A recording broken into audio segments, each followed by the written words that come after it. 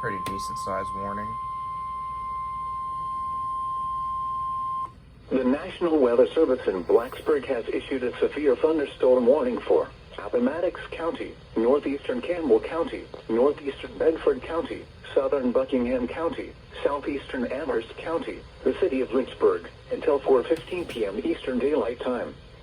At 3:20 p.m. Eastern Daylight Time, severe thunderstorms were located along a line extending from near Buckingham to Stonewall to near Coleman Falls, moving east at 20 miles per hour. Hazard, 60 miles per hour wind gusts and quarter-size hail. Source, radar indicated. Impact, hail damage to vehicles is expected. Expect wind damage to roofs, siding, and trees. Locations impacted include Lynchburg, Buckingham, Appomattox, Dillwyn, Band Creek, Concord, and Russburg. This includes the following locations: Liberty University and Lynchburg Airport.